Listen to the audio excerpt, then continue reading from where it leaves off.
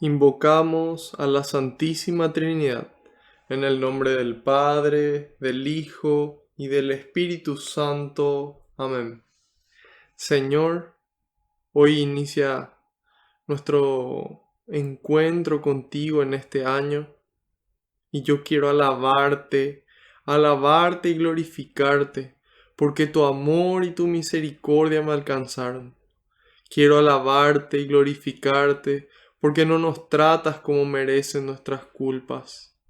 Quiero alabarte y glorificarte, porque solo tú eres santo, y tuyo es el poder, el honor y la gloria por siempre, Señor. Quiero alabarte y glorificarte, porque por la santa cruz de tu Hijo redimiste al mundo entero por amor y con amor, Señor. Quiero alabarte y glorificarte porque nos das una oportunidad de reunirnos nuevamente en tu nombre. Y en este momento, Señor, yo quiero ser humilde como el publicano en el templo y pedirte perdón por mis pecados. Pedirte perdón por esos pecados de pensamiento, de palabra, de obra y de omisión. Te pido perdón de corazón, Señor, por esas cosas malas que hice y las cosas buenas que dejé de hacer. Y le invito a que cada uno haga lo mismo en este momento, en el silencio de su corazón.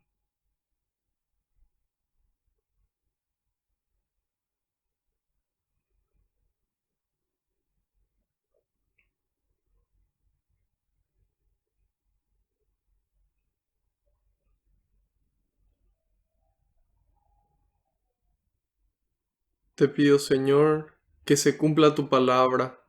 Tú dijiste que donde dos o más se reúnan en tu nombre, ahí vas a estar vos presente, Señor. Y nosotros sabemos que aunque no te podamos ver, tú estás aquí entre nosotros, contento, muy contento, Señor, de que podamos compartir un poco más de tu palabra, un poco más de tu mensaje, un poco más de tu amor y de tu persona, Señor. Te pido, Jesús, que tú vayas por delante, que puedas allanar los caminos, que puedas arar la tierra de nuestra mente y nuestro corazón, para que esta semilla que se va a sembrar, que es tu palabra, pueda dar fruto y fruto en abundancia, frutos que permanezcan. En algunos el 30, en otros el 60 y en otros el 100%, Señor. En este momento, Jesús, te entrego cada pedido de oración que recibimos y cada intención que los aquí presentes, los participantes, traen en el corazón, incluso eso que no nos animamos a pedir. Todo en tus manos, Señor. En este momento también depositamos ese problema o esos problemas que nos aprietan el corazón, esas dudas, esos miedos. Todo en tus manos, Señor, junto con nuestras alegrías, nuestros sueños y nuestras bendiciones. Porque, Señor, no existe lugar mejor que tus manos, y porque sé que tú todo lo recoges con alegría y se lo entregas al Padre, para que Él, a su vez, nos dé a cada uno esa gracia que estamos necesitando, a su debido tiempo y acorde a su voluntad. Glorias y alabanzas sean dadas a ti, por los siglos de los siglos. Amén. Ahora les pido que repitan después de mí esta invocación al Espíritu Santo. Espíritu Santo, vacíame de mí y lléname de ti hasta rebosar. Espíritu Santo, vacíame de mí y lléname de ti hasta rebosar. Espíritu Santo, vacíame de mí y lléname de ti hasta rebosar. Que así sea. Amén. Ahora les quiero pedir encarecidamente que puedan interceder por mí ante el Padre, para que todo lo que transmita sea su voluntad con las palabras del Hijo, y que sea el Espíritu Santo, el Espíritu de amor, el Espíritu de la verdad, y ese Espíritu de Dios, el que obre con intensidad en ustedes y en mí también.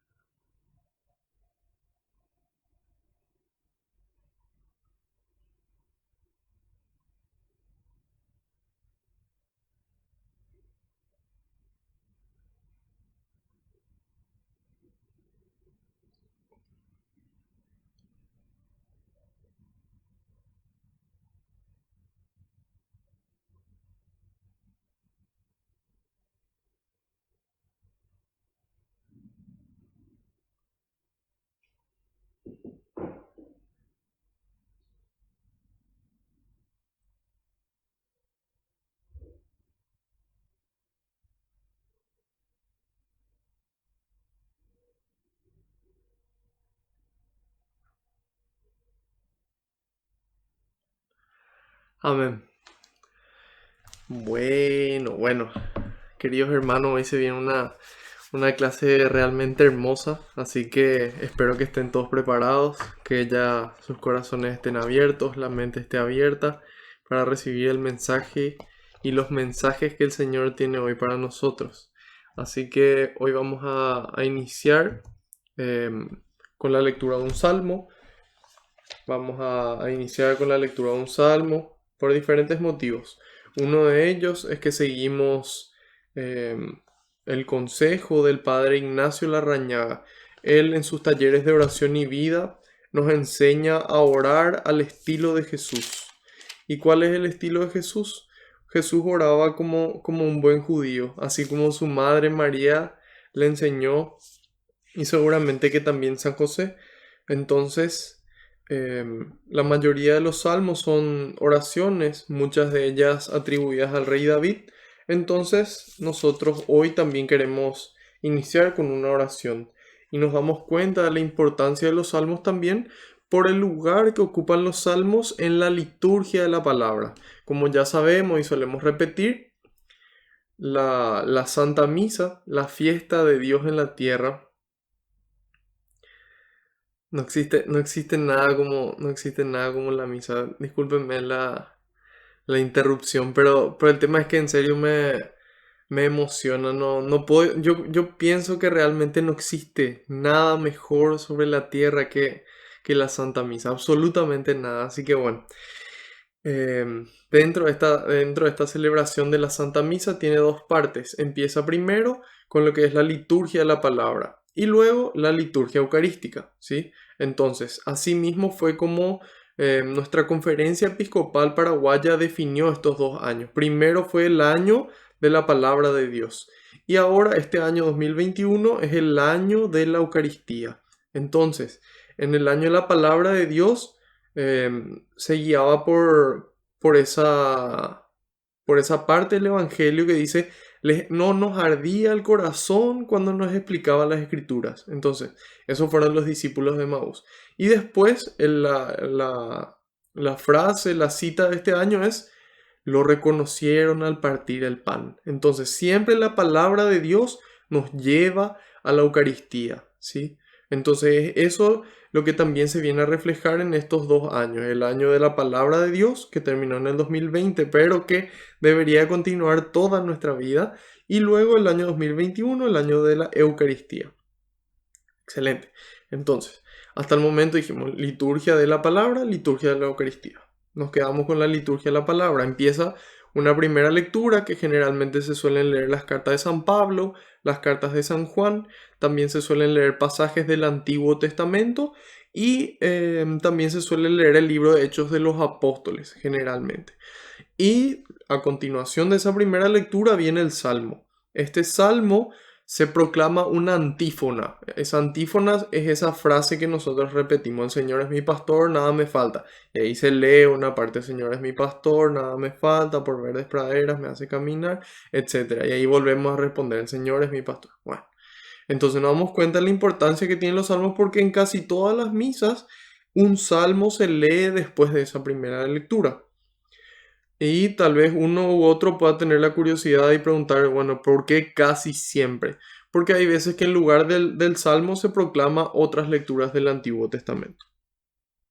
Excelente, entonces hoy vamos a ver este Salmo número 120. Salmo 120. El libro de los Salmos se encuentra justo antes de que empiece el Nuevo Testamento. Así que con esta actitud de oración vamos a leer este salmo. Salmo 120.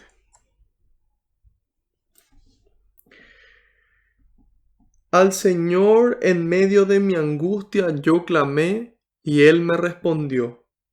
Salva mi alma, Señor, de los labios mentirosos, de la lengua calumniadora. ¿Qué se te dará o qué se te agregará, oh lengua calumniadora? Flechas muy puntiagudas de guerrero, endurecidas en brasas de retama. Ay de mí, que en Mesec debo vivir y habitar en las tiendas de Kedar. Mi alma halló muy larga su permanencia entre aquellos que detestan la paz. Estoy por la paz, pero apenas de eso hablo. Ellos no piensan más que en la guerra. Palabra de Dios, te alabamos, Señor.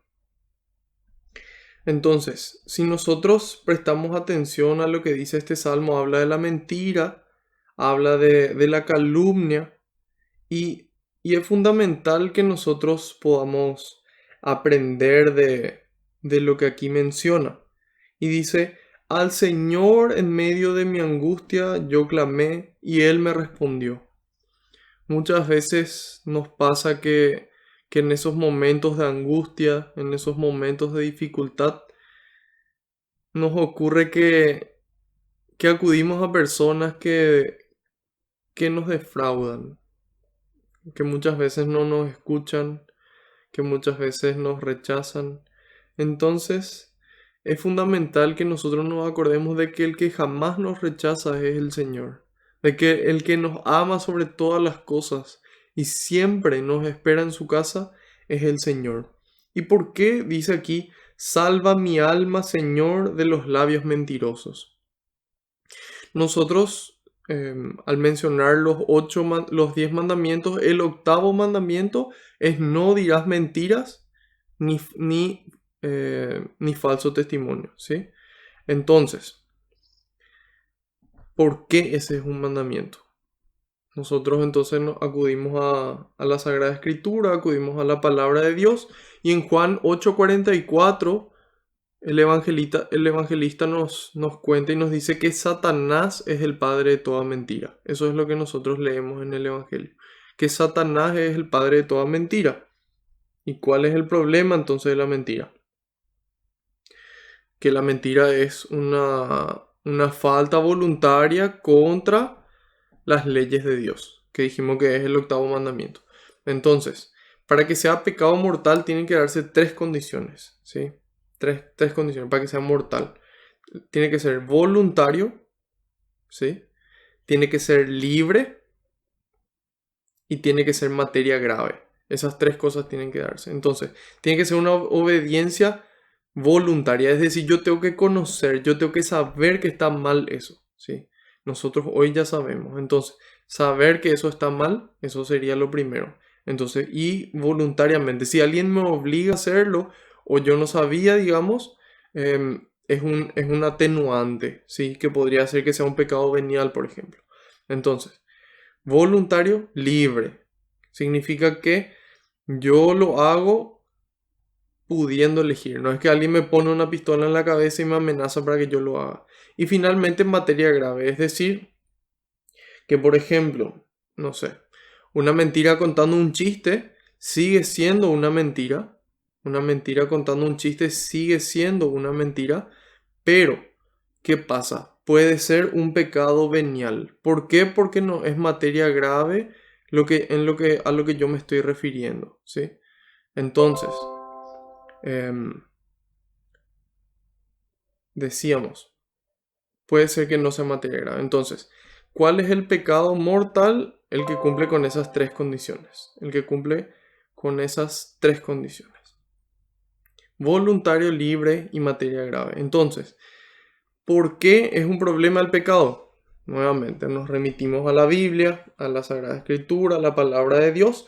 Y ahí San Pablo en su carta a los Romanos, capítulo 6, versículo 23, nos dice, el salario del pecado es la muerte. Entonces, ¿qué pasa cuando nosotros mentimos? Cometemos un pecado y el salario del pecado es la muerte. Y muchas veces esa muerte es para nosotros mismos porque después la gente ya no nos cree y también es muerte para el otro porque la otra persona se siente herida por esa mentira que nosotros le dijimos. Entonces, aquí nos dice, salva mi alma, salva mi ser de esos labios mentirosos, de la lengua calumniadora. Y dice, ¿qué te dará o se te agregará, oh lengua calumniadora? Flechas muy puntiagudas de guerrero, endurecidas en brasas de retama. Entonces, esas palabras muchas veces son, así como menciona, flechas agudas, muy puntiagudas de guerrero. Y nos dice, ay de mí, que en Mesec debo vivir y habitar en las tiendas de Kedar.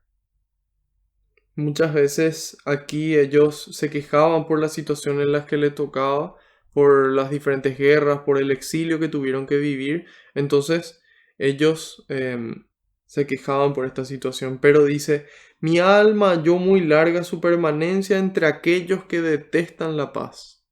Entonces es así como dice Albert Einstein en su teoría de la relatividad con respecto al tiempo. Dice que el tiempo es relativo, no pasa siempre igual. Él dice, pon tu mano frente a una estufa y vas a ver cómo el tiempo se hace largo. En cambio, comparte con una persona, con alguien que te gusta y ahí vas a ver cómo el tiempo pasa volando. Entonces, eso es lo que menciona también aquí el salmista. Mi alma halló muy larga su permanencia entre los que no, entre los que detestan la paz. Y dice, estoy por la paz, pero apenas de eso hablo, ellos no piensan más que en la guerra. Entonces nosotros estamos llamados a poder pedirle al Señor que ponga un guardián en nuestra boca que evite esa mentira. Y hoy vamos a hacer una excepción y vamos a continuar con el Salmo 121 que dice, Dios no te faltará. Dirijo la mirada hacia los montes.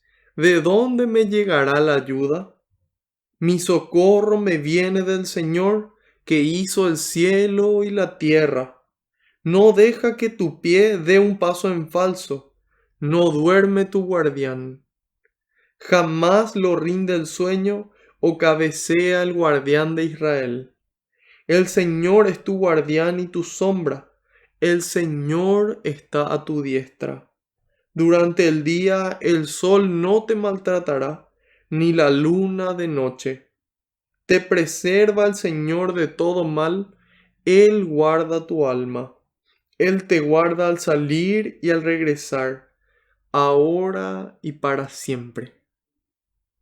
Palabra de Dios, te alabamos, Señor. Entonces ahí vemos cómo hay veces que esas situaciones difíciles muchas veces se alargan. Sin embargo, Dios no duerme, Dios no descansa en acompañarnos durante el camino. Dios no descansa en darnos esa fuerza que nosotros necesitamos para buscar la paz y para luchar por el bien. Entonces Él dice, dirijo la mirada hacia los montes, ¿de dónde me llegará la ayuda? Tal vez en modo de chiste y recordando también viejos tiempos. ¿Y quién podrá defenderme? Yo, el Chapulín Colorado, ¿verdad? Sin embargo, muchas veces el Chapulín no llega. Sin embargo, muchas veces em, acudimos o esperamos que alguien nos ayude. Sin embargo, tenemos que saber que en toda situación de dificultad, sea donde sea que estemos, el Señor viene a socorrernos. Y si no nos saca de esa situación difícil, Él nos da la fuerza y el amor para poder sobrellevar esa situación. Y que la forma en la que nosotros vivamos esa situación sea un testimonio de la presencia de Dios. Que la gente no pueda creer cómo una persona puede vivir una situación tan difícil con semejante paz, con semejante alegría. Entonces dicen, algo no está bien acá, algo no cuadra. Y cuando descubran de que es Dios, entonces también ellos van a sentirse atraídos hacia Él para acercarse. Y dice, mi socorro me viene del Señor que hizo el cielo y la tierra, todo lo creado, todo lo visible y lo invisible. Y nos dice, no deja que tu pie dé un paso en falso, no duerme tu guardián. Dios no descansa. Si bien la tentación está detrás nuestro, Dios es más fuerte y Dios todo el tiempo puede vencer. Solamente que tenemos que acudir a Él. Si no acudimos a Él, es como que Él se queda dormido, pero simplemente porque nosotros no acudimos a Él. Entonces, acudamos a Él siempre. Y nos dice, jamás lo rinde el sueño o cabecea el guardián de Israel. Así es nuestro Dios, así de grande es su amor por nosotros. El Señor es tu guardián y tu sombra, dice. El Señor está a tu diestra. Es decir, Dios nos acompaña. Dios es ese Cristo cercano que se encarnó y que camina al lado de nosotros. No solamente en el templo podemos encontrarle, sino en nuestro día a día, en nuestra oración, en la Eucaristía. Podemos encontrarle en los hermanos que necesitan. Entonces, podemos encontrarle en su palabra. Entonces el Señor siempre está, Él está vivo y resucitado y camina al lado nuestro. Y nos dice, durante el día el sol no te maltratará, ni la luna de noche. Es decir, de que no tenemos que preocuparnos, tenemos que ocuparnos y ser prudentes. Y de esa forma el Señor va a poder obrar con mayor intensidad en nuestras vidas. Te preserva el Señor de todo mal, Él guarda tu alma. ¿Se dan cuenta que no dice aquí, Él guarda tu cuerpo? En el sentido de que muchas veces Dios permite las enfermedades en nuestro cuerpo por diferentes situaciones. Primero porque nosotros somos humanos, nosotros no somos perfectos. Entonces cuando nos enfermamos, nos acordamos de que no somos inmortales. Entonces Dios permite esa enfermedad. También permite esa enfermedad para que podamos hacer una pausa. Hay veces que estando sanos no paramos nunca. Y hay veces que esa enfermedad nos permite dar esa pausa y también ser la oportunidad, queridos hermanos, queridas hermanas, de que otra persona, hablando de su corazón, salga de su egoísmo y venga a visitarnos, venga a mostrarnos y a traernos ese amor de Dios. Entonces, aquí nos dice, Él guarda tu alma. Si bien Dios puede sanar también el cuerpo, hay veces que Él permite esa enfermedad, como les dije, por nuestra naturaleza humana, para que nos acordemos de que somos limitados, también para que podamos hacer esa pausa y también finalmente para que seamos nosotros oportunidad de que otro hermano pueda solidarizarse.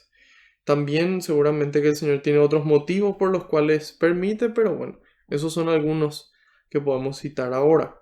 Y nos dice, Él guarda tu alma. Entonces vamos a ver hoy en este capítulo número 14 de Hechos de los Apóstoles, qué ocurre con el alma y cómo el alma puede triunfar sobre el cuerpo.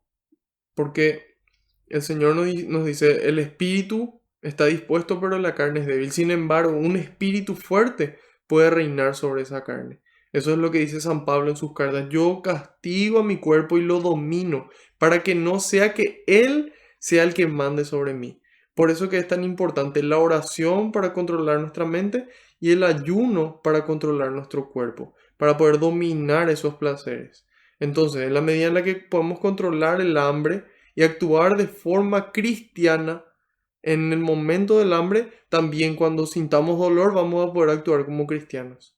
O si no, con la excusa del dolor, con la excusa del hambre, empezamos a maltratar a la gente y dejamos de actuar como seguidores del Señor.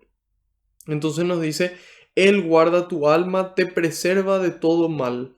Él te guarda al salir y al regresar, ahora y por 6 meses. No, no dice eso, dice ahora y para siempre. Entonces, haciendo un resumen de todo este salmo y del salmo anterior, le tenemos que pedir al Señor que aleje nuestra boca primero de de nuestra boca la mentira, que podamos vivir en la verdad, que digamos sí cuando es sí, no cuando es no, que la gente no dude cuando nosotros hacemos una afirmación, que podamos vivir en la verdad, porque Él dijo, yo soy la verdad, yo soy el camino, la verdad y la vida. El camino, la verdad y la vida. Entonces, en la medida en la que vivimos en la verdad, nos asemejamos al Señor y entonces, en vez de generar muerte, como lo hace la mentira, como pecado, entonces generamos vida con la verdad.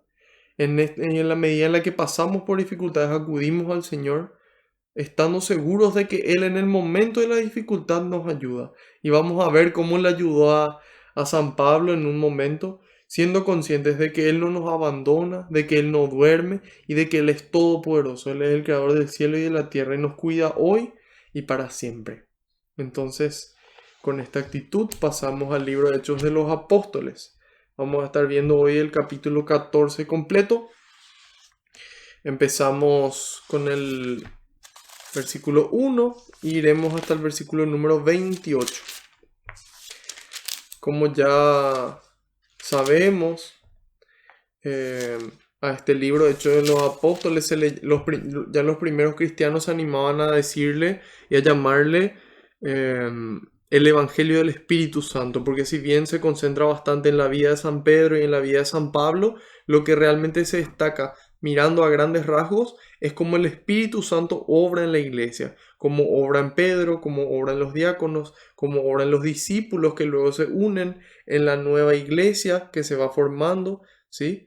Y cómo obra también en San Pablo. Entonces, ¿por qué es fundamental que nosotros conozcamos este libro de Hechos de los Apóstoles? Porque muchas veces leyendo el Evangelio, por ejemplo, conocemos la vida de Cristo, entendemos ese mensaje, ese querigma de que el Padre le creó al Hijo, de que el Hijo se encarnó, ¿sí? De que el Hijo existió desde el inicio, pero que después Cristo se encarna, ¿sí? Él es el Mesías, Él es el Salvador, Él muere por nosotros. Primero, antes de morir, nos muestra cómo vivir. Luego muere por nosotros y Dios lo resucita y lo exalta a la derecha del Padre. Entonces, principalmente ese es el mensaje de los evangelios. Y ahí podemos conocer el mensaje de Jesús, conocer la persona de Jesús y poder conocer sus obras y sus milagros. Pero podemos caer de repente en esa tentación de decir, ah, no, pero este era Jesús el que obraba los milagros. Claro que él podía transformar agua en vino. Claro que él podía caminar sobre el agua. Claro que él podía resucitar a un muerto que llevaba 4 días pudriéndose. Claro que él podía devolver la vista a un ciego o curar a un leproso o multiplicar los panes, porque él era Dios. Él es Dios. En cambio, aquí vemos cómo los apóstoles, con el poder recibido del Espíritu Santo, que también son simples hombres en el sentido de que no son Dios, también pueden obrar estos milagros con el poder del Espíritu Santo. Y somos nosotros hoy la iglesia que con el poder del Espíritu Santo tiene que seguir obrando milagros. Algunos más extraordinarios y otros tal vez que puedan ser considerados como algo diario. Entonces, vamos a empezar el capítulo número 14. Voy a mostrarles el mapa para que nuevamente puedan ubicarse en el espacio. Aquí visualizamos abajo mismo, en el margen en el margen inferior derecho, dice Judea, Samaria, Galilea. Esas tres formaban parte de lo que sería el pueblo de Israel. Entonces, aquí en la parte de abajo está Jerusalén, Jope, Cesarea, Tiro y Sidón, y vemos más, estas ciudades también las vimos en Hechos de los Apóstoles. Aquí está Damasco, que es donde Pablo tuvo su conversión. De ahí vimos que más arriba está Antioquía de Siria, porque esa es una de las Antioquías, la otra está más a la izquierda, que dice Antioquía también, pero esa sería Antioquía de Pisidia. Y vimos como Bernabé y Pablo, o Saulo primero, fueron aquí a Antioquía, estuvieron durante un año y ahí se estableció esta nueva iglesia. Antioquía de Siria era una ciudad muy importante de aquel entonces, del Imperio Romano. Estaban principalmente Roma, que sería la capital. Después estaba Éfeso, otra gran ciudad que vemos aquí a la izquierda, bastante a la izquierda dice ahí Éfeso, que era otra ciudad importante. Y ahí tenemos Antioquía de Siria. Entonces esta era una ciudad muy, muy internacional, era una ciudad donde había muchas culturas y ahí fueron a establecerse. Luego de Antioquía vimos el paso por la isla de Chipre, que fueron por Salamina, de ahí a Pafos, en su viaje Pablo y Bernabé principalmente. De ahí cruzan ellos a Pisidia y aquí en Pisidia estuvieron ellos en Antioquía y luego de Antioquía pasaron aquí a la derecha a Iconio, ¿sí? A Iconio. Entonces es ahí donde estamos ubicados geográficamente. Esto está aquí al borde del mar Mediterráneo. Entonces, de esta forma ya ubicados en el espacio, estamos hablando más o menos del año 45 después de Cristo. 45 después de Cristo. Entonces, ubicados ya en el tiempo y en el espacio, ya empezamos nuestra lectura.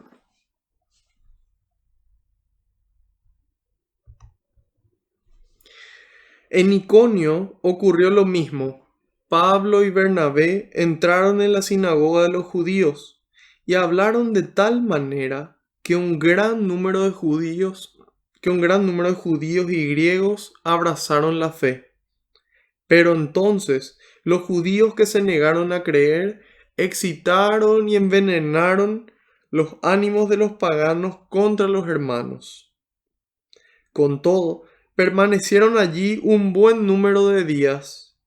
Predicaban sin miedo, confiados en el Señor, que confirmaba este anuncio de su gracia con las señales milagrosas y los prodigios que les concedía realizar. La población de la ciudad se dividió, unos a favor de los judíos y otros a favor de los apóstoles. Un grupo compuesto de paganos y judíos, con sus jefes al frente, se preparó para ultrajar y apedrear a los apóstoles. Ellos, al enterarse, huyeron a la provincia de Licaonia. A las ciudades de Listra, Derbe y alrededores, donde se quedaron evangelizando. Había en Listra un hombre tullido que se veía sentado y con los pies cruzados. Era inválido de nacimiento y nunca había podido caminar. Un día, como escuchaba el discurso de Pablo, éste fijó en él su mirada y vio que aquel hombre tenía fe para ser sanado. Le dijo entonces en voz alta: levántate y ponte derecho sobre tus pies. El hombre se incorporó y empezó a andar. Al ver la gente lo que Pablo había hecho, comenzó a gritar en la lengua de Licaonia: los dioses han venido a nosotros en forma de hombres. Según ellos, Bernabé era Zeus y Pablo Hermes, porque era el que hablaba. Incluso el sacerdote del templo de Zeus, que estaba fuera de la ciudad, trajo a las puertas de la misma toros y guirnaldas, y de acuerdo con la gente, quiso ofrecerles un sacrificio. Al escuchar esto, Bernabé y Pablo rasgaron sus vestidos para manifestar su indignación y se lanzaron en medio de la gente gritando: amigos, ¿qué hacen? Nosotros somos humanos y mortales como ustedes, y acabamos de decirles que deben abandonar estas cosas que no sirven y volverse al Dios vivo, que hizo el cielo, la tierra, el mar y cuanto hay en ellos. Él permitió en las generaciones pasadas que cada nación siguiera su propio camino, pero no por eso dejó de manifestarse, pues continuamente derrama sus beneficios. Él es quien desde el cielo les da las lluvias y los frutos a su tiempo, dando el alimento y llenando los corazones de alegría.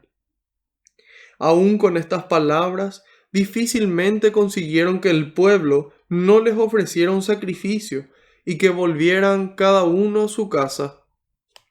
Se quedaron allí algún tiempo, enseñando.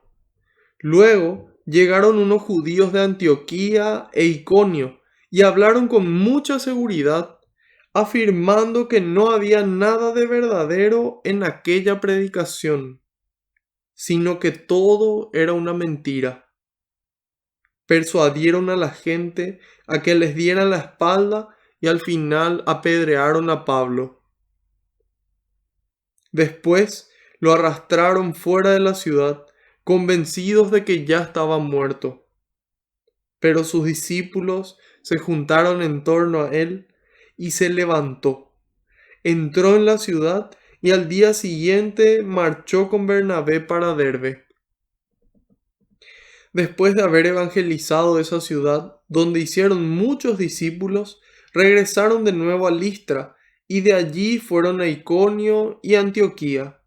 A su paso, animaban a los discípulos y los invitaban a perseverar en la fe. Les decían, es necesario que pasemos por muchas pruebas para entrar en el reino de Dios.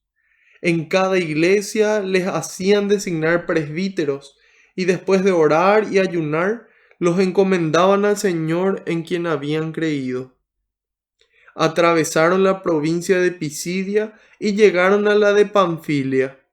Predicaron la palabra en Perge y bajaron después a Atalía.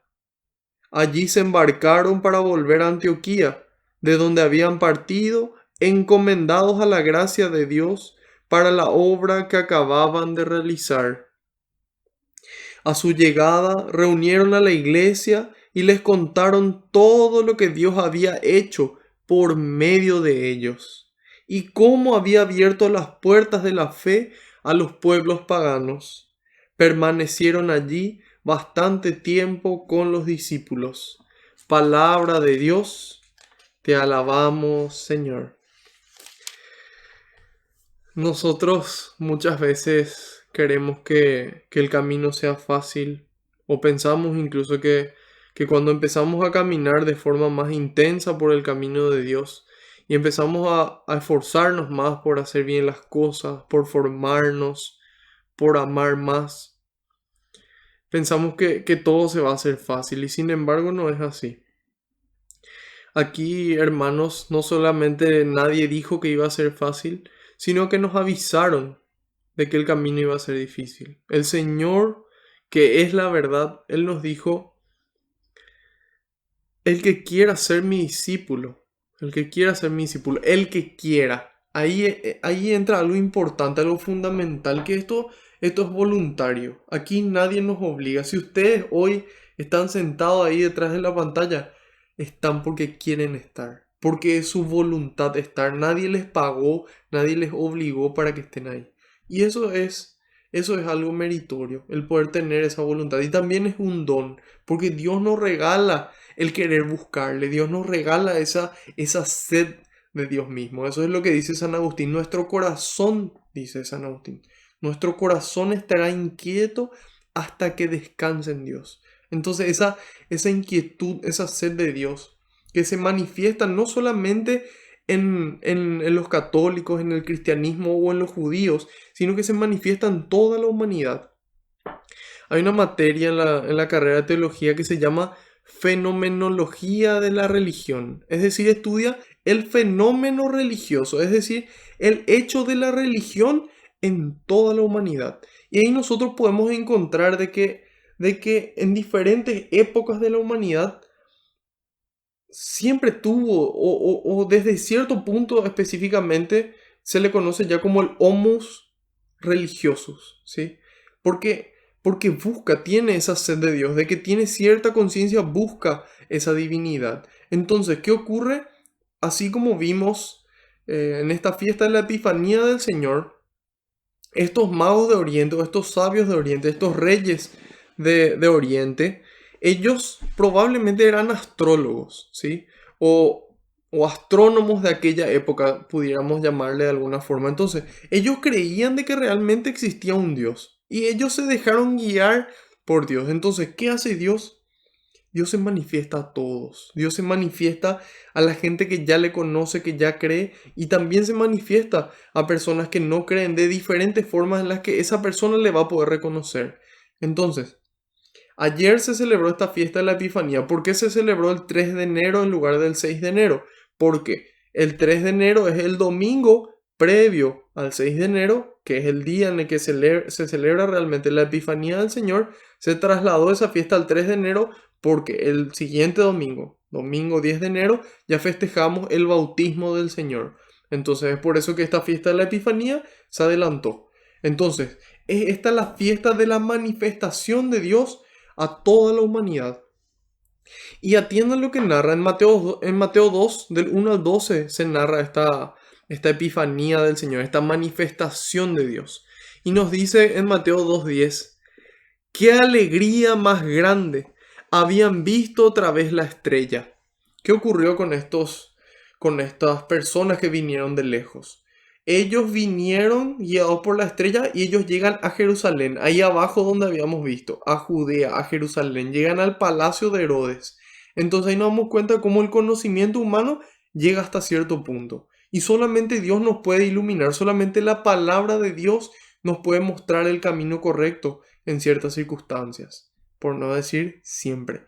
Entonces, ellos agarran, llegan al castillo de Herodes, al palacio de Herodes y le preguntan dónde tiene que nacer el Salvador. Y ahí los judíos que conocían la escritura, que Dios ya fue revelando a través de los siglos, a través de los profetas, con el Espíritu Santo iluminándole, le dicen tiene que nacer en Belén. Entonces ahí ellos continúan su camino en Belén y ahí vuelven a ver la estrella, nos narra el Evangelio. Entonces ahí nos damos cuenta cómo hasta cierto momento nomás puede llegar ese conocimiento humano.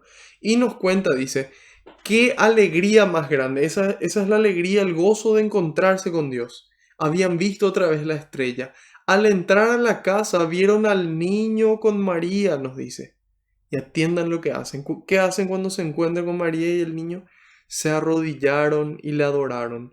A pesar de que ellos tenían creencias diferentes, ellos le dijeron le dijeron a Herodes, un rey ha nacido y hemos visto su estrella en Oriente. Hemos venido para adorarlo. Entonces, esa es realmente una persona que tiene el corazón abierto a la verdad. De que yo pienso que esta es la verdad, pero yo me abro a que Dios me muestre cuál es realmente esa verdad. Entonces, la medida en la que nos abrimos a Dios, Dios nos muestra con señales, con su palabra y de todas las formas posibles de que su camino es el verdadero.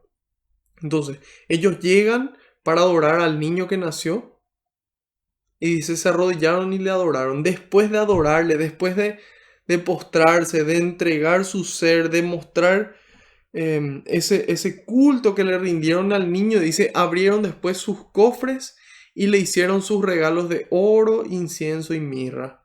Espero que a esta altura ya sepamos que el oro se le regala a los reyes, entonces le reconocen como rey, el incienso como verdadero Dios, porque el incienso está relacionado con lo espiritual, con ese incienso que hasta hoy en día se sigue usando en las misas. Prendían los sacerdotes, entonces ese humo se eleva hacia Dios. Entonces le reconocen como rey, le reconocen como Dios, y la mirra que se utilizaba para embalsamar el cuerpo, ¿sí? Entonces, anunciando de que él va a morir, de que él es verdadero hombre. Entonces le reconocen como rey, como Dios y como hombre. Pero aquí lo importante, ayer en la misa, el padre Ricardo Moreno se llama, estuvo celebrando la misa en el santuario de María Auxiliadora.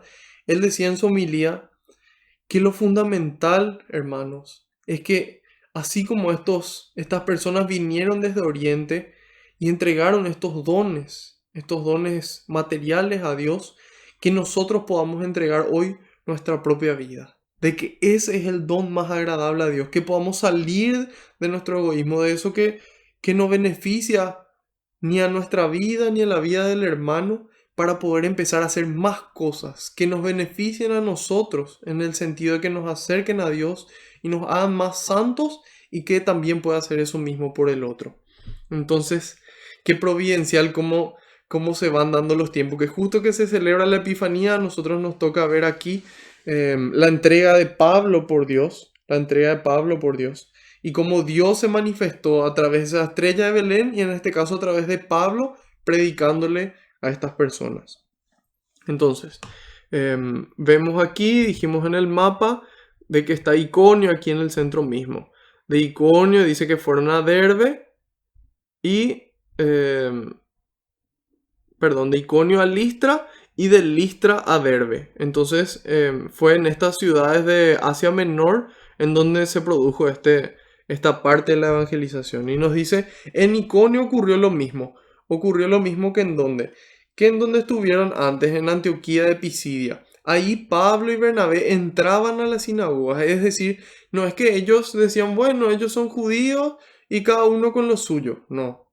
El Señor no nos dijo, quédense cada uno en su sitio. En Mateo 28, 19 y 20 Él no dijo, quédese cada uno con su sitio y cada uno respeta lo que lo que el otro cree, lo que el otro piensa y listo. No, el Señor nos dio un mandamiento y nos dijo, vayan por el mundo y enséñenles, primero, antes de enseñarles, vayan por el mundo y hagan que todos los pueblos sean mis discípulos y enséñenles a cumplir lo que yo les he mandado. Entonces, enseñar a cumplir. ¿Cuál es la mejor forma de enseñar? El ejemplo, por supuesto. Entonces, el Señor nos dice, vivan ustedes los mandamientos y enséñenles a cumplir todo lo que yo les he mandado. Hagan que todos los pueblos sean mis discípulos. Entonces, eso es lo que el Señor quiere, que nosotros podamos evangelizar, que podamos vivir y que entonces la gente crea y se convierta. Sin embargo, en la medida en la que la gente no quiere, entonces nos toca a nosotros respetar su voluntad. Pero eso después de haber presentado, después de haber anunciado, después de haber dado testimonio. Porque eso es lo que nos pide el Señor. El Señor no nos dice cada uno con su vida, ese es su problema. No, el Señor nos dice, salgan al encuentro. Esa iglesia en salida que el Papa Francisco y que desde hace tiempo la iglesia está buscando. Que podamos salir de los templos para vivir esa santidad a la que el Señor nos llama y transmitir ese fuego que San Pablo transmitía. Entonces, en Antioquía entraban a las sinagogas, le explicaban a la gente, punto por punto. Pero para eso ellos conocían, San Pablo se formó, él era una de las personas más formadas que existió. Él se formó a los pies de Gamaliel, uno de los maestros de los judíos top. Entonces, San Pablo no era ningún improvisado, él no se iba y le rezaba nomás a la gente y compartía nomás con ellos. No, San Pablo se preparaba porque él sabía de que este es un combate que hay que librar y que Dios quiere triunfar. Pero para ese combate hay que prepararse. Por eso que es fundamental, queridos hermanos, que vos y yo estemos aquí reunidos conociendo nuestra fe, conociendo nuestra iglesia, porque este es el inicio de la iglesia de la cual hoy nosotros formamos parte. Entonces, dice, en Iconio ocurrió lo mismo. Pablo y Bernabé entraron en la sinagoga de los judíos y hablaron de tal manera que un gran número de judíos y griegos abrazaron la fe. Entonces ahí nos damos cuenta de cómo en la medida en la que uno conoce y uno siente ese amor, siente esa pasión por Dios y por su palabra, eso se transmite y eso le convence a la gente, ¿sí? Y eso hace que la gente quiera, eso hace que la gente tenga ganas de unirse. No porque yo le digo, esta es la verdad y punto, no. Porque les convence y porque ven mi vida, entonces dicen, eso yo también quiero para la mía, ¿sí? Entonces, este es nuestro ejemplo. Y nos dice, hablaron de tal manera. Ellos no eran así personas perezosas, tímidas, que no estaban convencidos. No, ellos creían realmente de que esta es la verdad, de que este es el camino. El camino a la salvación, el camino a la felicidad, el camino hacia la paz interior. Entonces dice, pero entonces, ahí nos damos cuenta. Ellos hablaron de esa manera, pero hay gente que no cree. Hay gente que se opone. Y eso que hoy nos ocurre, que nosotros muchas veces queremos evangelizar, queremos sembrar, queremos procurar, a veces en nuestra familia hay gente que se opone. A veces hay gente que nos ataca dentro de nuestra propia familia, a veces en nuestra parroquia, a veces en nuestro trabajo, a veces en la facultad, a veces en la calle. Entonces, ahí nos damos cuenta de que esto no es nuevo, hermanos. de que esto no es nuevo, de que el Señor nos avisó. Este es un camino cuesta arriba, toda la vida. Toda la vida va a ser cuesta arriba. Y tenemos que ser conscientes, saber bien que este camino es cuesta arriba, que este camino es voluntario y que siempre va a estar ahí el camino fácil, el camino corto, siempre va a estar ahí. Pero que también siempre va a estar Dios con nosotros para ayudarnos para caminar, para subir esa cuesta arriba, para tener hombros fuertes para cargar con la cruz y tener hombros fuertes para ayudar al prójimo a cargar con la suya. Y nos dice en el 2, pero entonces los judíos que se negaron a creer, excitaron y envenenaron los ánimos de los paganos contra los hermanos. Entonces aquí nos damos cuenta del poder de persuasión, que muchas veces aquí nos dice que le convencieron, porque uno le convence a otro cuando uno le explica la razón y esa persona entiende, se convence y entonces ahí ocurre ese convencimiento. Aquí se les persuade, ¿sí? Se les convence generalmente a través de las emociones, ¿sí? Y en este caso ellos se encargaron de persuadir. Y dice, le envenenaron los ánimos de los paganos contra los hermanos. Entonces, muchas veces va a ocurrirnos esto, hermanos. Va a ocurrirnos esto. No tengamos miedo, estemos seguros de que cuando nos ocurra, a nosotros ya nos avisaron, a nosotros ya nos contaron que esto iba a pasar.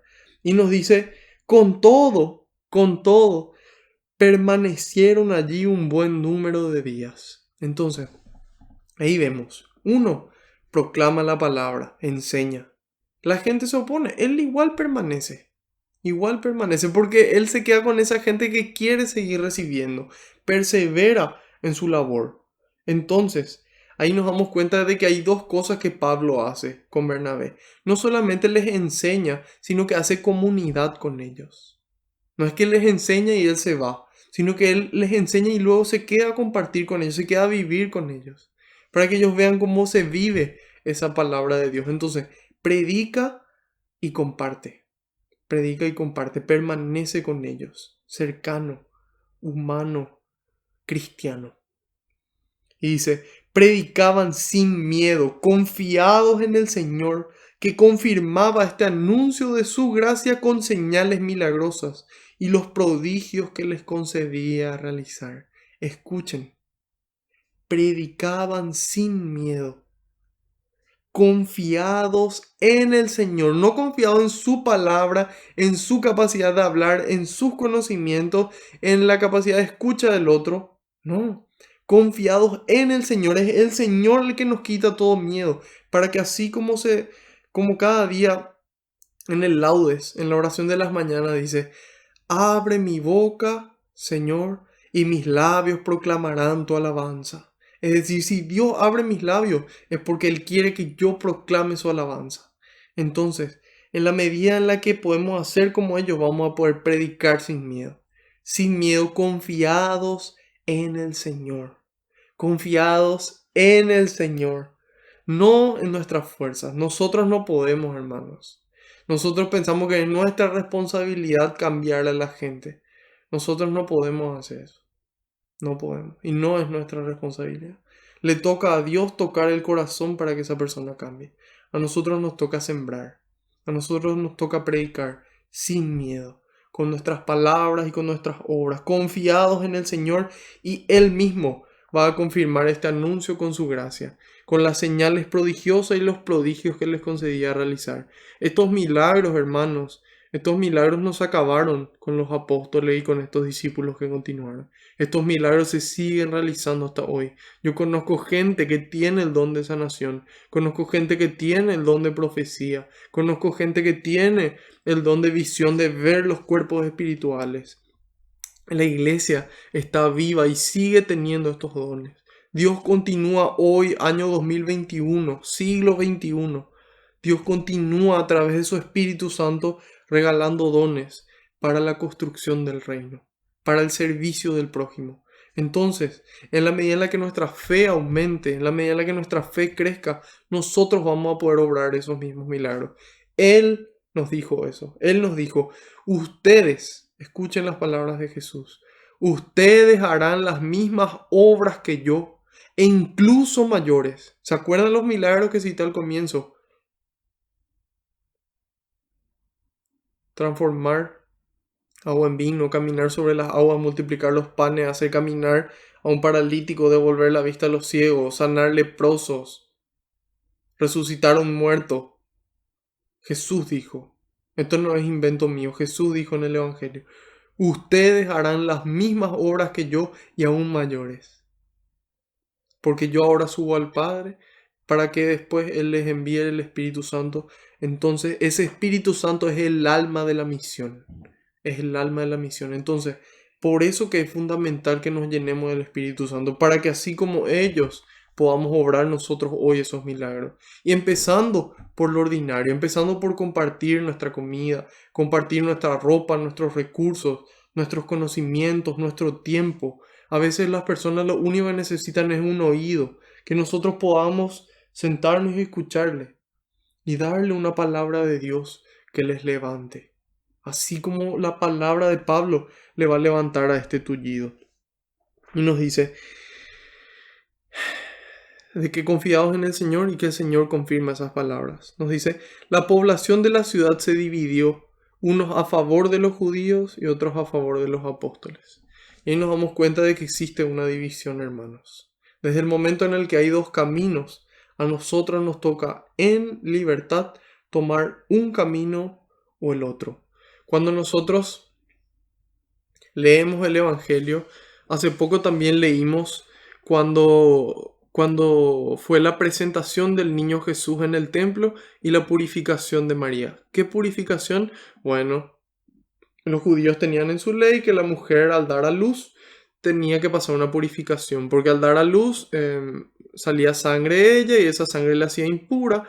Y lo mismo ocurría también cuando les llegaba el periodo. También permanecían impuras, creo que por 7 días o algo así.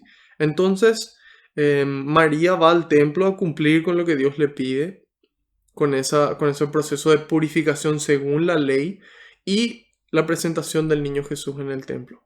Entonces, ahí cuando va María eh, en la presentación del templo, se encuentran ahí con dos personajes muy interesantes. Se encuentran con Simeón y se encuentran con Ana. Y a mí me gusta demasiado el personaje de Ana, porque ahí cuenta y dice que Ana estuvo casada, pero que solamente 7 años pudo estar con su marido. Solamente 7 años. Después se quedó viuda. Y desde que se casó y se quedó viuda, hasta los 84 años permaneció sirviendo a Dios en el templo. Ella tomó la decisión, ella siendo viuda, ella podía buscar otro marido. Y sin embargo, ella tomó la decisión de servir a Dios, de dedicar su vida al servicio. Entonces muchas veces la gente no sabe qué hacer. Hay gente que enviuda o se divorcia, ¿sí? Y entonces no saben qué hacer con su vida y es como que no tiene sentido. Y es que porque muchas veces falta ese servicio, falta esa entrega a Dios, falta servir a ese prójimo. Entonces en la medida en la que yo sirvo, salgo de mis problemas, salgo y empiezo a ver otras realidades con mis propios ojos. Y entonces eso me motiva a seguir. De esa forma Dios nos da fuerza. Entonces aquí es un ejemplo de que hay gente que dice, no, yo no puedo vivir sin un nombre. Mentira, mentira. Aquí vemos el claro ejemplo de esta mujer que se llamaba Ana, que vivió hasta sus 84 años sirviendo a Dios. ¿Por qué? Porque Dios le da la fuerza, Dios le da la gracia para continuar. Y Dios mediante y por delante los matrimonios pueden sanar. ¿Por qué dejaron de rezar por sus matrimonios verdaderos?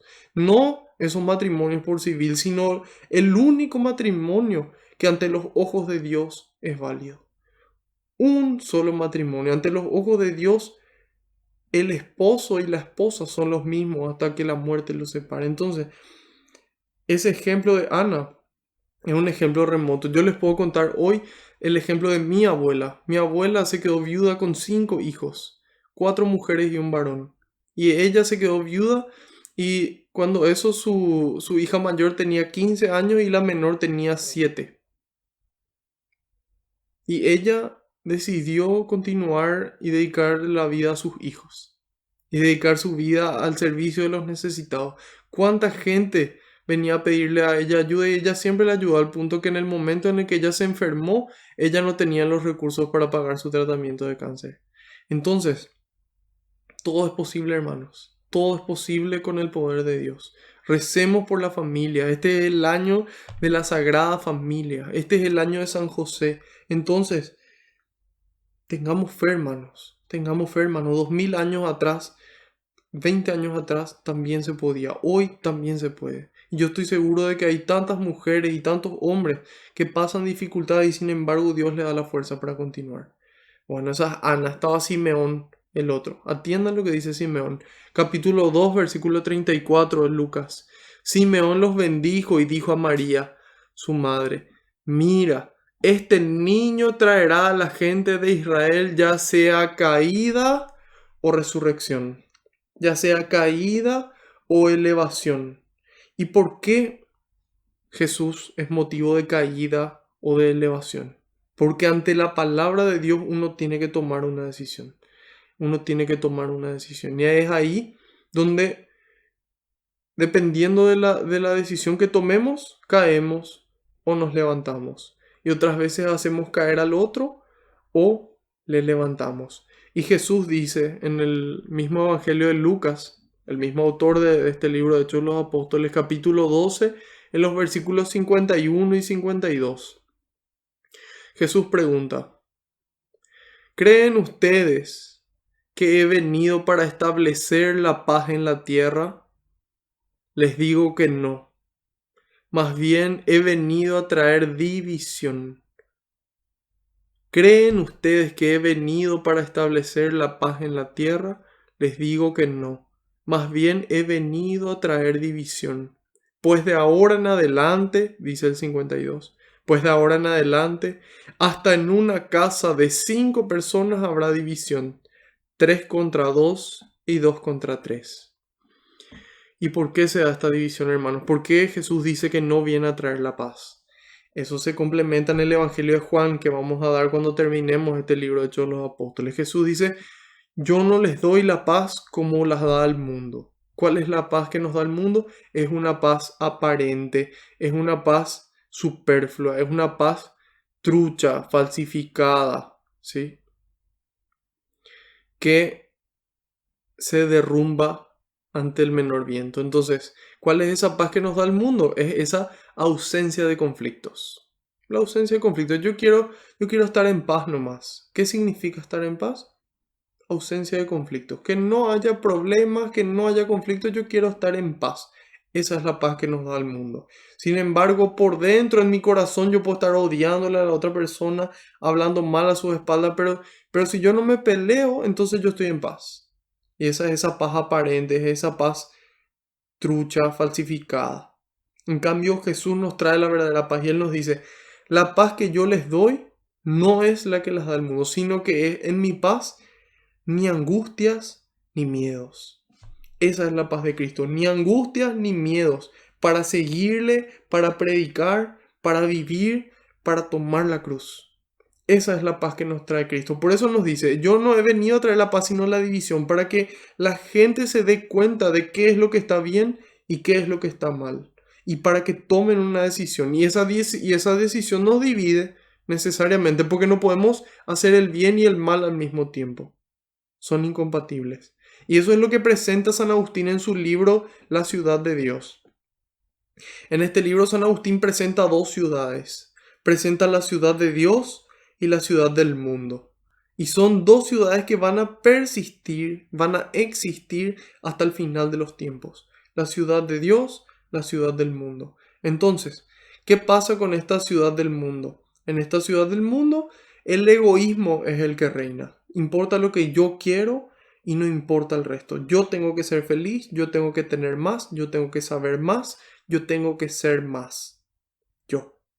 En cambio, la ciudad de Dios es la ciudad del amor, donde en la medida en la que más amo, más pleno soy. Hay más alegría en dar que en recibir, nos dice la palabra de Dios. Entonces, son esas 2 ciudades y nosotros elegimos cuál construir. Nosotros elegimos en cuál trabajar. Entonces, por eso existe esa división. Y existe división en la medida en la que elijan caminos diferentes. Si en una familia de 5, los 5 eligen construir la ciudad de Dios, ahí no hay división. En la medida en la que los 5 elijan construir la ciudad del mundo, ese mundo egoísta, ese mundo que se basa solamente en el placer, entonces esa familia tampoco va a estar dividida. Pero él dice, se van a dividir esa familia de 5 en la medida en la que algunos elijan la ciudad del mundo y otros elijan la ciudad de Dios. Entonces en esta reina Dios y en esta reina el egoísmo, reina el demonio y la carne, ¿sí? Entonces, nosotros estamos llamados a elegir. Dios nos hizo libres para que nosotros sepamos elegir nuestros caminos, para que nosotros podamos elegir el camino de Dios, que para nosotros sea de elevación esta palabra de Dios. Y eso es lo que dice aquí. La población se dividió en dos, los que estaban a favor de los judíos y a favor de los apóstoles. Hoy nuestra sociedad también está dividida en dos, los que están a favor de la vida y los que están a favor de la muerte. Entonces, los que estamos a favor de la vida, es importante que luchemos desde la concepción hasta su fin natural. No solamente de que nacen, sino tratar de que todas las personas tengan una vida digna. Porque ese bebé que está por nacer tiene más derecho a una buena vida que esa persona que está en la calle pidiendo dinero? ¿Por qué ese bebé tiene más derecho a la vida que una persona que no recibió formación? Entonces, estamos llamados a luchar por la vida hasta el final, así como lo hizo el Señor. Entonces, los que estamos al favor de la vida, estamos llamados a encontrar soluciones, hermanos. A poder encontrar soluciones, a poder solucionar el problema de raíz. Porque si yo termino esta vida fruto de esa relación sexual que pudo haber sido consentida o no, entonces no se soluciona el problema que había de fondo, ¿sí? Y esos problemas que existen de fondo son principalmente la ignorancia en cuanto al valor de la persona, al valor del ser, al valor del otro y al valor de mí mismo. Entonces, la ignorancia en cuanto a la planificación familiar, que la iglesia nos muestra cuál es el mejor camino y cuál es el camino más barato, que es la abstinencia hasta el matrimonio. Y que dentro del matrimonio también vivamos la castidad, pero ese es otro tema. Entonces, que podamos luchar contra la ignorancia, que podamos luchar contra la pobreza. Muchas veces es importante que analicemos los motivos que le llevan a esas mujeres a querer abortar, ¿sí? A querer terminar con la vida de ese niño o de esa niña. Entonces, muchas veces la pobreza es otra de las causas. Entonces, luchemos contra la pobreza, que podamos conseguir una mejor educación. En nuestro país, en Paraguay, tenemos una de las peores educaciones, uno de los peores niveles de educación en el mundo. Se utiliza un porcentaje menor al 4% del Producto Interno Bruto. Es decir, de todo lo que entra de dinero aquí en Paraguay, menos del 4% se dedica a educación. Y se recomienda que sea por lo menos encima del 10%. Entonces, en la medida en la que las personas sigan siendo ignorantes, no solamente en conocimientos que le permitan tener recursos económicos, sino también en valores, una educación integral. Entonces, en ética, en bioética, en biología, en filosofía, en teología. Entonces, en esa medida vamos a poder subsanar esos problemas de fondo. Entonces, la ignorancia, la pobreza, la violencia. La violencia es otro de los motivos. Cuando la gente entienda que nosotros no somos animales guiados solamente por el instinto, sino que tenemos una razón para poder combatir ese instinto y tenemos boca para poder dialogar, entonces vamos a poder construir un mundo diferente. Y vamos a poder construir un mundo menos violento, un mundo más pacífico como el Señor quiere. Otro problema de fondo que es necesario solucionar es el abandono de los padres. Muchos padres le abandonan a sus hijos y ahí no se dan cuenta del valor que tiene ese hijo que están haciendo, que es su hijo, que es su hijo. Entonces, es importante que puedan entender el valor de ese hijo y el valor de esa mujer, el valor de esa madre de esos hijos.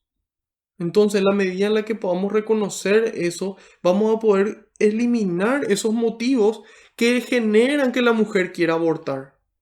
Y sin embargo, aunque no pudiésemos eliminar del todo esos motivos, entonces, de igual forma tenemos que luchar por esa vida. Luchar para que los mecanismos de adopción sean mejores. Entonces, hermanos, estamos llamados a luchar por la vida, a luchar por esa ciudad de Dios, a poder construir este reino de Dios. Y no solamente, como les dije, por el nacimiento, sino toda nuestra vida. Eso es lo que el Señor espera de nosotros. Y eso fue lo que Él mismo hizo. Entonces, esa es la división de la que estuvimos hablando. Continuamos en el 5. Dice, un grupo compuesto de paganos y judíos con sus jefes al frente se preparó para ultrajar y apedrear a los apóstoles. Ellos, al enterarse, huyeron a la provincia de Licaonia, a las ciudades de Listra, Derbe y alrededores, donde se quedaron evangelizando. Entonces, ellos se mudan, pero en lugar de decir no, que vamos a estar buscando, vamos a estar trayéndonos más problemas por predicar, ellos se mudan y continúan predicando. Ellos tienen clara cuál es su prioridad uno. Entonces, estamos llamados a poder hacer como ellos. Y aquí no es una señal de cobardía lo que ellos hacen, ¿sí? Hay gente que hoy dice, no, tenemos que irnos a tal lugar y hacer tal cosa, porque si no, los mártires estarían llorando sobre nosotros. Y no es así, hermanos. Hay momentos en donde toca ser prudentes.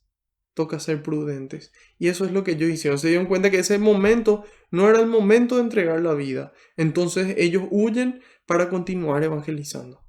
Para continuar evangelizando.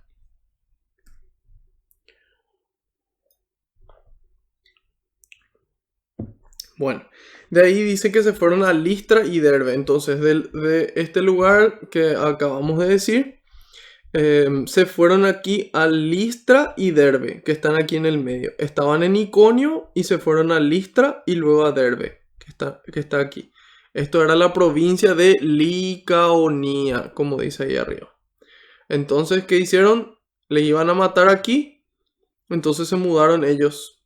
Se fueron a continuar la misión. Y nos dice que se mudaron para continuar la misión. Y en el 8 dice, había en Listra un hombre tullido que se veía sentado y con los pies cruzados. Hoy muchas veces vemos a personas en estas condiciones a las que nosotros con el don de sanación podemos sanar. Hay gente que dice, no, los carismáticos no tienen dones. Y en realidad no saben que toda la iglesia de Cristo es carismática. Solamente que algunos desarrollan los dones y otros los dejan dormidos. Entonces depende de nosotros poder pedir a Dios. Y Dios en su sabiduría, Él va a saber qué don darnos. Para que ese don que nosotros podemos manejar, ese don nos va a dar. No ese don que nos va a volver orgullosos, soberbios y capaz nos lleve a alejarnos de Él. Bueno, ahí dice, era inválido de nacimiento y nunca había podido caminar. Hoy en día tenemos este tipo de personas que no solamente no pueden caminar, sino que no pueden caminar en el camino de la felicidad. No pueden ser felices, no encuentran el camino, no encuentran la forma. Entonces a nosotros nos toca ser ese Pablo hoy. A nosotros nos toca poder levantar. Y dice ahí, un día, como escuchaba el discurso de Pablo, éste fijó en él su mirada y vio que aquel hombre tenía fe para ser sanado. Entonces, Pablo no estaba perdiendo el tiempo. Pablo no estaba dedicándose a construir la ciudad del mundo. Pablo estaba dedicándose a construir la ciudad de Dios. Entonces, no solamente estaba construyendo, sino que él estaba atento, ¿sí? Es esa atención hacia el otro, algo que marca la diferencia en el cristiano, que él está atento. Entonces él estaba predicando, pero él estaba atento a cómo Dios estaba obrando en esas personas y él le ve a esas personas. Por eso que es tan importante prestar atención en nuestras vidas. A veces en nuestra familia está esa persona que nos necesita. A veces en nuestro trabajo, en la calle, en la facultad, en la parroquia. A veces es nuestro sacerdote el que nos necesita. Entonces, hermanos, estemos atentos, atentos. Entonces así vamos a poder ver, así como lo hizo Pablo. Y dice que tenía fe para ser sanado. San Juan Crisóstomo nos dice que Pablo pudo ver el espíritu de ese hombre y que ese espíritu no se había debilitado por su condición física. Ahí está lo que habíamos hablado. ¿Se acuerdan en el Salmo? Dios guarda tu alma. Entonces, en este caso, le guardó el alma a él. Y él tenía fe, a pesar de su condición física, a pesar de su dificultad, él tenía fe para sanar, porque ya estaba dispuesto en su resolución, en su interior.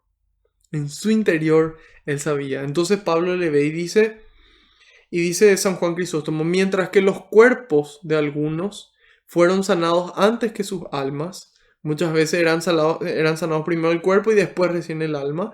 Dice, el alma del lisiado de Listra ya estaba predispuesta antes. Entonces, hay veces que Dios obra los milagros en diferentes momentos. Antes de que nuestra alma se sane para que se sane y otras veces nos sana el alma para que nosotros podamos creer y que se pueda obrar ese milagro en nuestras vidas.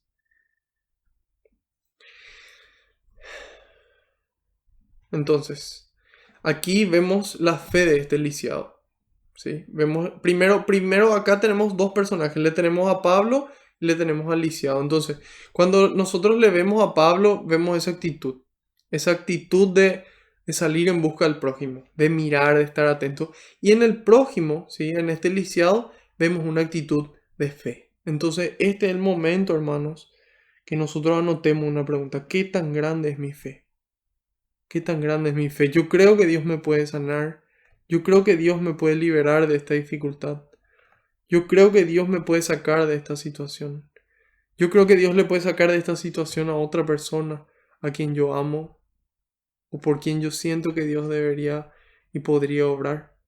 Entonces, nos toca a nosotros seguir el ejemplo de esta persona, pero si todavía no estamos ahí, podemos pedirle al Señor. Así como ese padre que en el Evangelio de Marcos le dice: Señor, creo, pero aumenta mi fe. Creo, Señor, pero aumenta mi fe. Yo quiero creer más. Quiero creerte más. Quiero que obres más. Y entonces Dios puede milagrosamente aumentar nuestra fe.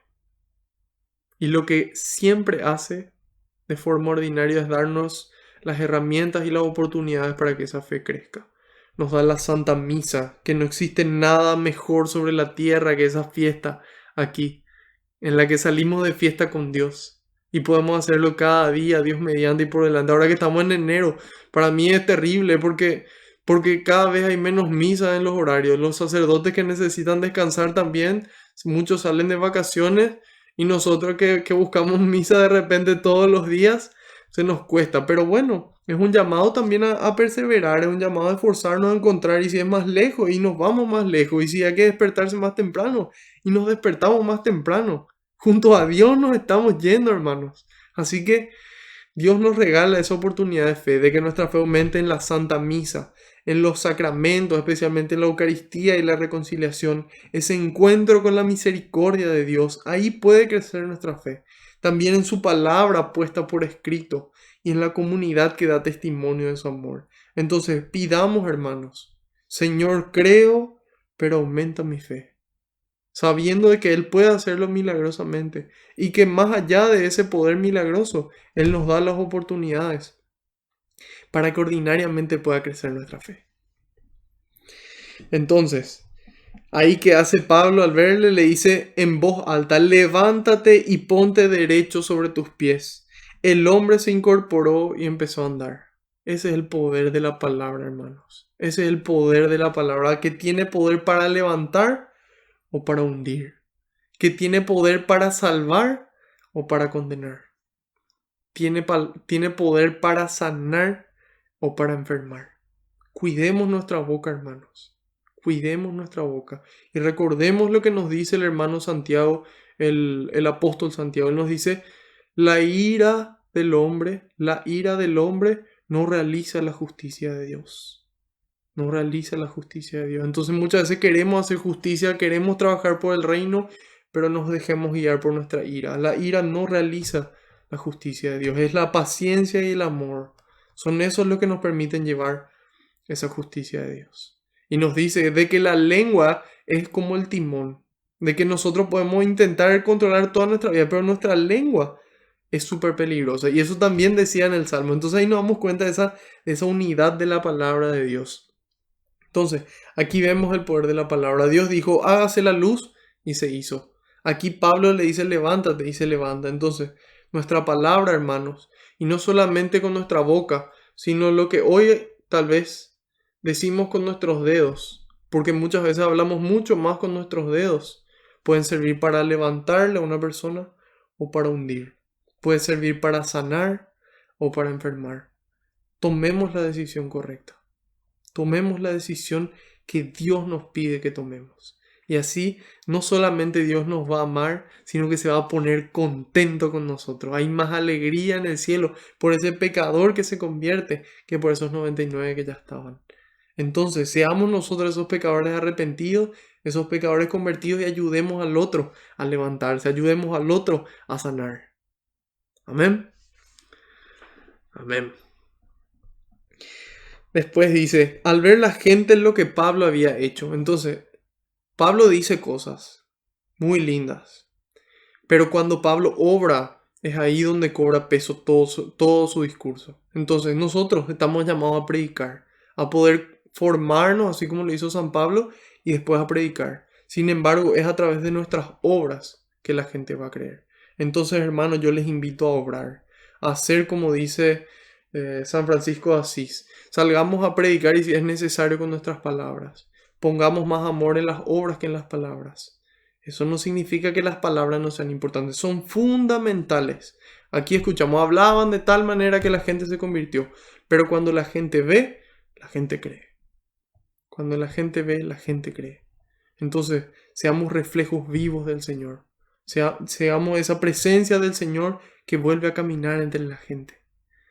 Yo sé que es difícil, hermanos, pero Dios nos da la fuerza. Y dice, al ver lo que la gente había hecho, comenzó a gritar en la lengua de Licaonia.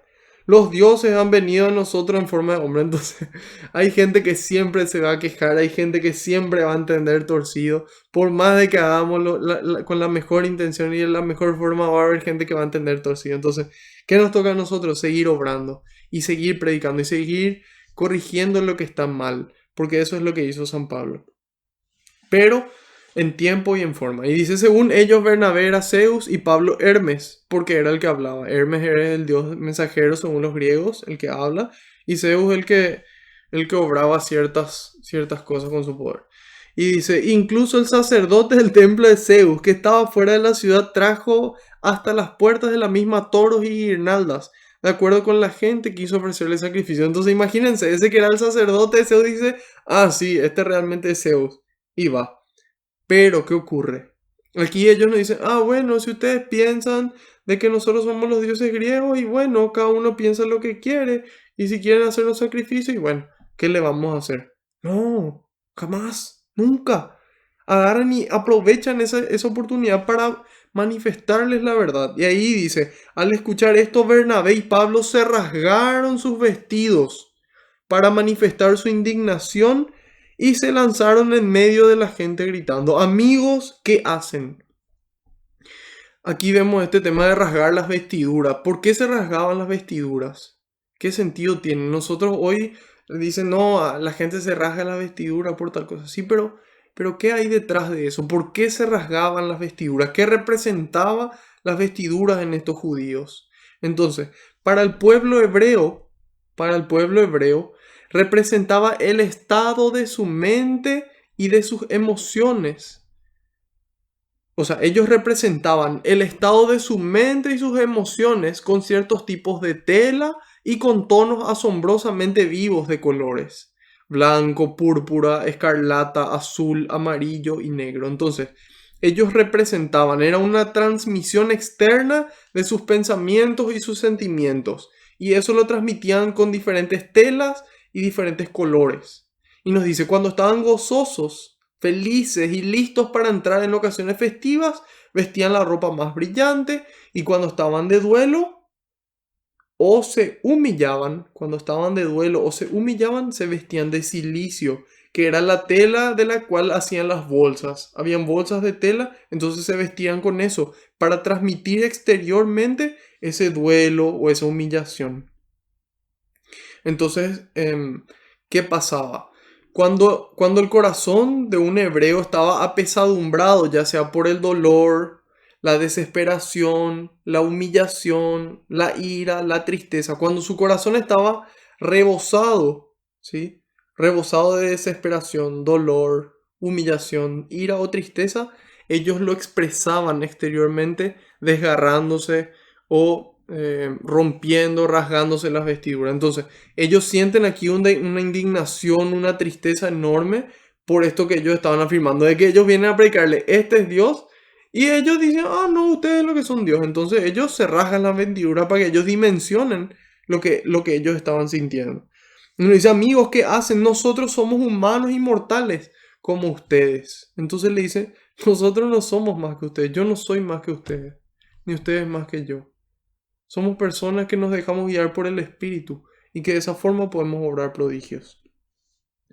Y entonces esto nos recuerda a lo que había dicho San Pedro, que habíamos visto en el capítulo 3 de Hechos de los Apóstoles. Y San Pedro, cuando él y Juan le sanaron también a un tullido, y ahí San Juan Crisóstomo hace esa comparación entre el tullido al que le sanaron Pedro y Juan, y aquí el tullido al que Pablo le sana.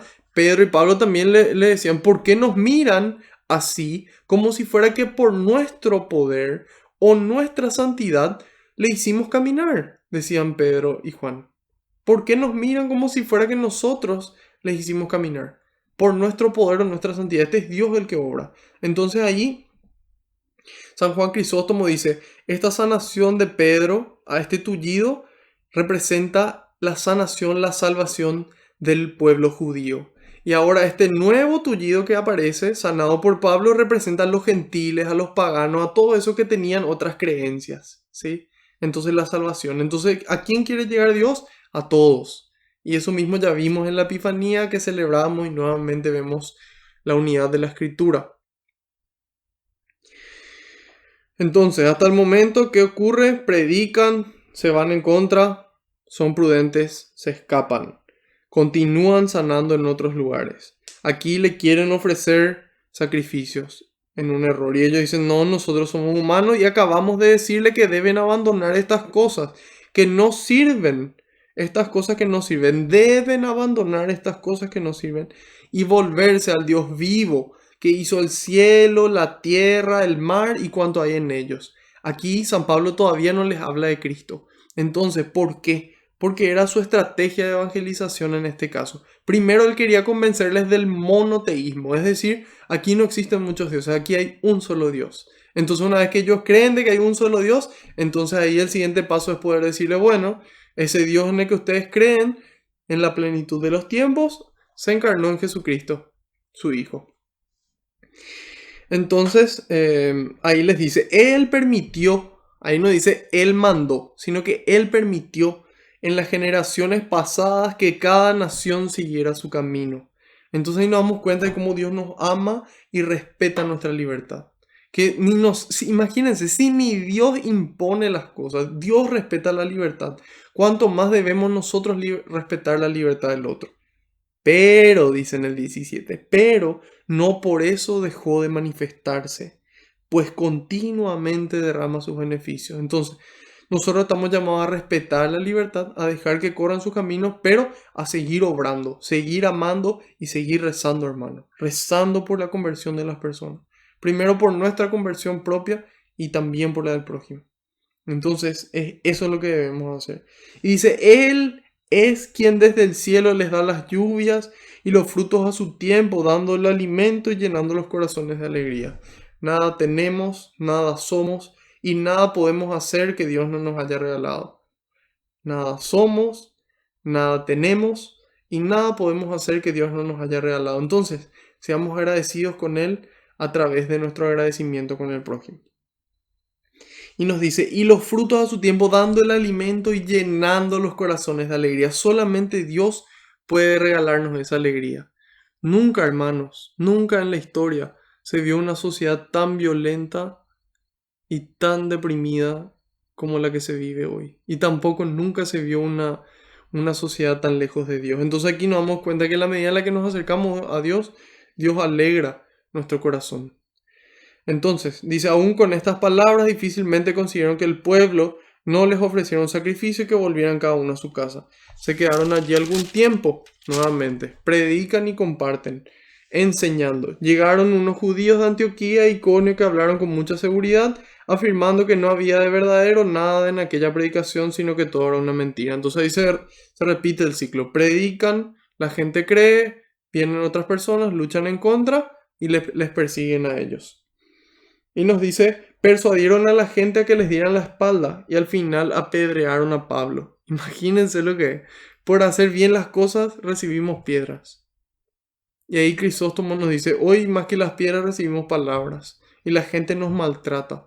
Pero Jesús dice en el Evangelio, felices, felices los que son perseguidos por causa del bien. Mateo 5, del 10 al 12, bienaventuranzas.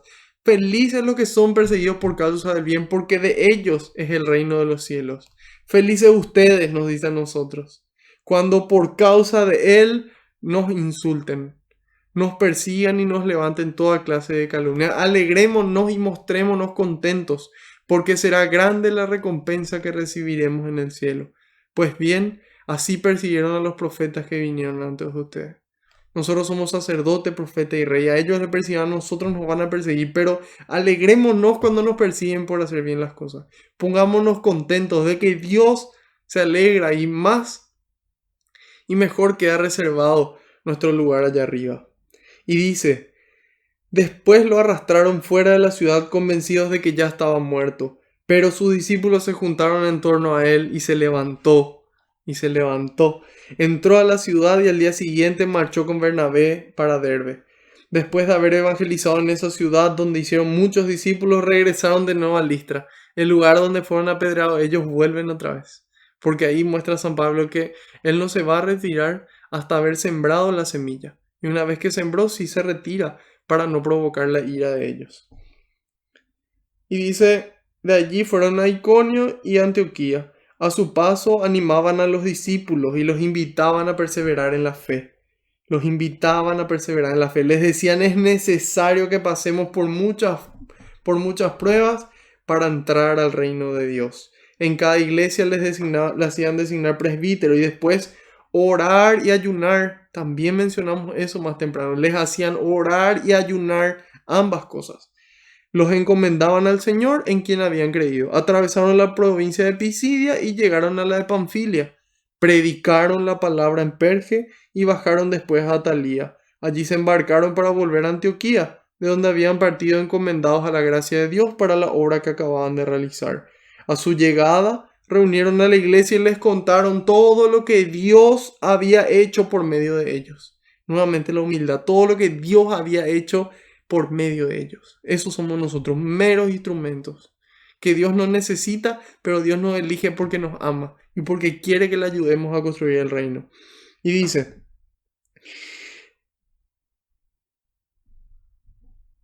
permanecieron allí bastante tiempo con los discípulos. Entonces, queridos hermanos, es importante que seamos conscientes del combate que se está librando, que tenemos que estar preparados para esta lucha, de que en la medida en la que nos preparemos vamos a poder construir el reino. Van a soplar los vientos, van a subir las aguas, van a caer las lluvias, pero la casa no se va a derrumbar porque estaba firme sobre la roca.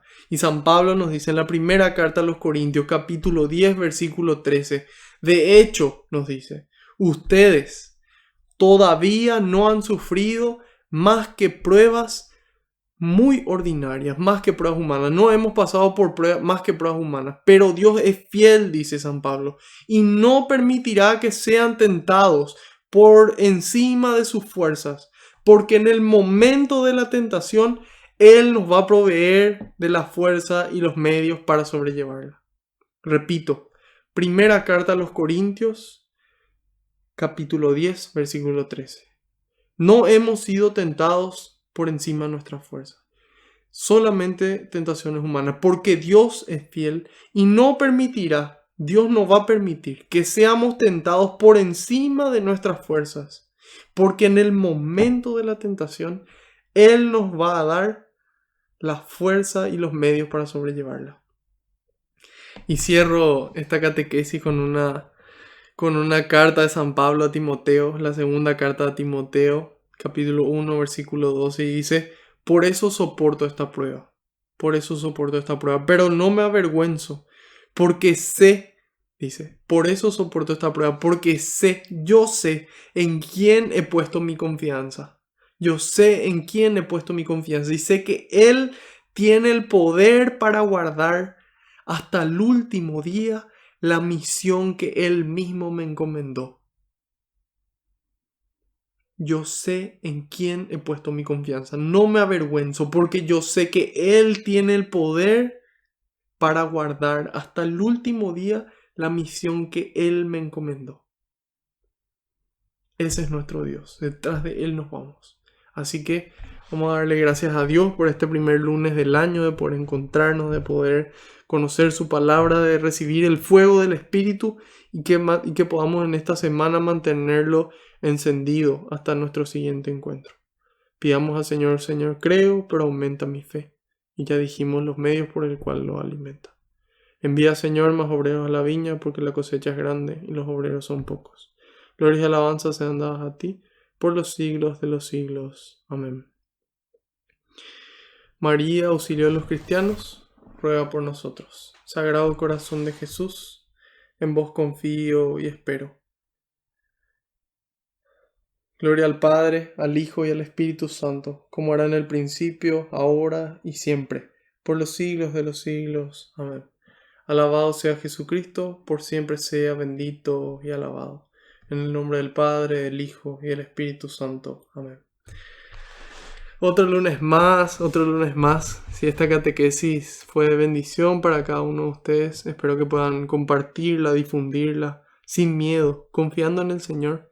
Y si la están viendo desde YouTube, puedan darle me gusta, suscribirse y de esta forma también ayudan a este trabajo de evangelización.